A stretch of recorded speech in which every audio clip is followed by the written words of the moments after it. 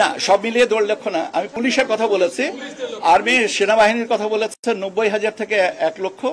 আনসারের সংখ্যাটা আর একটু বেশি, আর আনসার ভিডিপির সংখ্যাটা আর একটু বেশি, প্রায় ক্লোজ টু 5.5 থেকে 6 লক্ষ এইটুকু।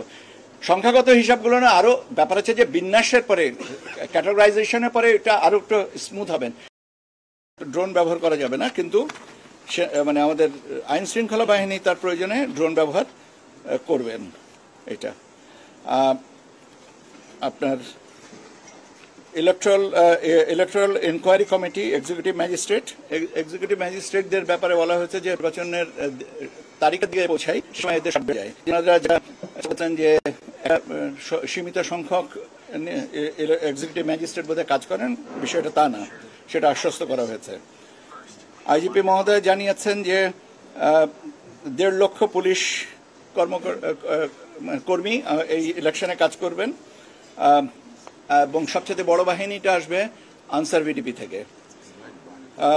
হোম সেক্রেটারি উনি বলেছেন যে বডি অন ক্যামেরা থাকবে, ড্রোনের ব্যবস্থা থাকবে, কাজে আমরা ভিজিলেন্সটা অনেক বেশি হবে। আপনার যেটা সবচেয়ে উল্লেখযোগ্য আমি বলবো যে সবগুলো বাহিনী তাদের নিজস্ব ব্যবস্থাপনায় নির্বাচনকে সামনে রেখে তাদের বাহিনীদেরকে প্রশিক্ষিত করার একটা কার্যক্রম গ্রহণ করেছেন। দুটো এখানে সুবিধা, একটা হচ্ছে যে তাদের নিজস্ব বাহিনীর প্রয়োজনে প্রশিক্ষণটা দিচ্ছেন, পাশাপাশি নির্বাচনকে সামনে রেখে নির্বাচনকে আরো অর্থবহ করার, যুক্তিকর্তা এবং অবাধ করার জন্য যে প্রশিক্ষণটা সেটা করতেছেন। এবং সেন্সিটাইজেশনটা যেটা হচ্ছে যে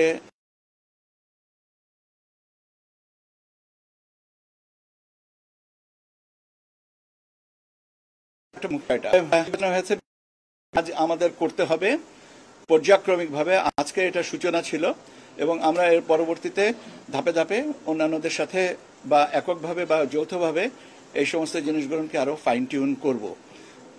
লক্ষ্য একটাই, অবাধ, সুষ্ঠু, পার্টিসিপেটরি একটা নির্বাচন, এবং সবাই এই ব্যাপারে দৃঢ় অঙ্গীকারবদ্ধ যে তারা একটা ভালো নির্বাচন দিতে চান, যেটার প্রতি জাতি অঙ্গীকারবদ্ধ। এই হচ্ছে আজকের মোটামুটি ভাবে।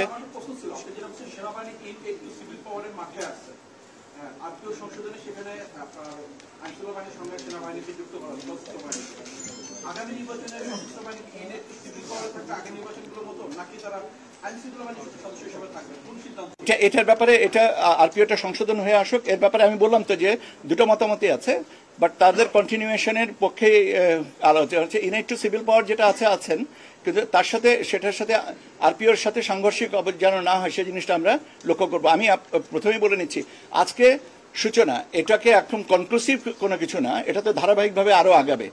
কারণ এর সাথে আর একটা বড় জিনিস আছে, যেটা বাজেট। প্রত্যেকটা অর্গানাইজেশন, প্রত্যেকটা ইউনিটি একটা বাজেট, তাদের খরচ আছে, প্রশিক্ষণের সাথে প্রত্যেকটা সাথে খরচ আছে, সেগুলোও আমাদেরকে দিবেন। আমরা এটা ইলেকশন বাজেটের সাথে যেটা সম্পর্কিত সেটা বাজেটটা করব। কেউ এখনো পর্যন্ত বাজেটের কথা বলেননি কত টাকা, কিন্তু সবাই বলেছেন বাজেট একটা ফ্যাক্টর। আবার আপনি যেটা বললেন সেটা, এখন এটা নিয়ে আরো ভবিষ্যতে যেটা আলোচনা যেটা করা হবে সেটা আমাদের কনসার্নগুলো, আমরা যেগুলো নিয়ে আলোচনা মূলত করতে চেয়েছিলাম, যে বিষয়গুলো আমি বললাম শুরুতেই, সেগুলোর ব্যাপারে আমরা দেখলাম যে সবাই মোটামুটিভাবে ওয়াকিবহাল এবং তাদের অভিজ্ঞতা থেকেই তারা এই জিনিসগুলোকে উত্তর দিচ্ছেন। না,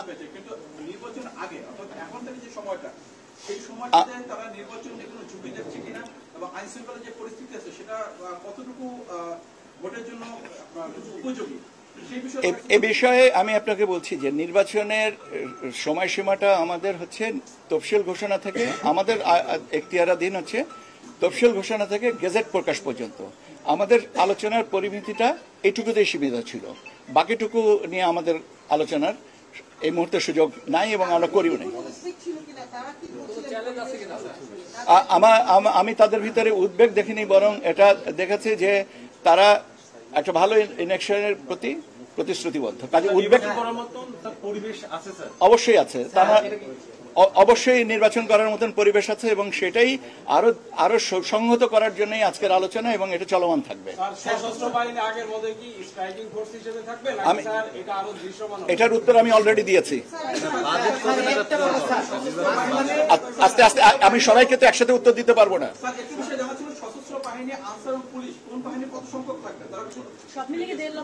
না, সব মিলিয়ে 1.5 লক্ষ না, আমি পুলিশের কথা বলেছি।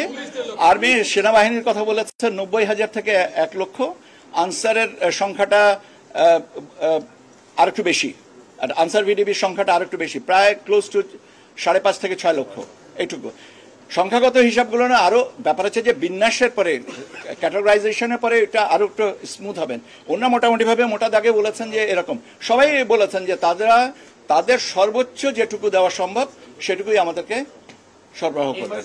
পরিস্থিতি কিংবা পরবর্তীতে ভোটের সময় কোনো শঙ্কা তার প্রকাশ করে নাই, আশঙ্কা প্রকাশ করার তো যৌক্তিক কোনো কারণ কেউ করেননি।